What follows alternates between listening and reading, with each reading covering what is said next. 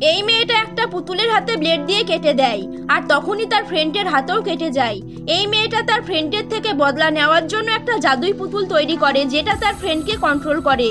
যেই সে ওই পুতুলটাকে প্রাণে মারতে যাবে, তখনই তার মা তাকে ডিনার করার জন্য ডাকে। আর তখন মেয়েটা রেগে গিয়ে ওখান থেকে চলে যায়। আর তখনই ওই পুতুলটার ওপর জাদুই জল পড়ে যায়, আর ওই পুতুলটা জীবিত হয়ে যায়। সে মেয়েটার ফ্রেন্ডকে সব সত্যি বলতে চাইছিল, কিন্তু তখনই সে জ্বালানা থেকে নিচে পড়ে যায়।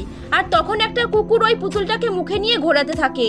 আর তখনই মেয়েটার ফ্রেন্ড তো একা একাই ঘরের মধ্যে ঘুরতে লাগে। আর তখনই ওই কুকুরটা পুতুলটাকে দূরে ফেলে দেয়। আর তখনই ওই পুতুলটা মেয়েটার ফ্রেন্ডকে রাস্তা দিয়ে যেতে দেখে। আর তখনই সে রাস্তার নিচে পড়ে যায়, আর মেয়েটার ফ্রেন্ডও নিচে পড়ে যায়। তখন ওই পুতুলটা মেয়েটাকে বলে যে আমি তোমাকে কন্ট্রোল করছি, কিন্তু মেয়েটা তার কথা বিশ্বাস করে না, আর তাকে থাপ্পড় মেরে দূরে ফেলে দেয়। আর সে নিজেও দূরে গিয়ে পড়ে। এটা দেখে পুতুলটা খুব রেগে যায়, তাই সে নিজের একটা হাতি উপরে তুলে ফেলে।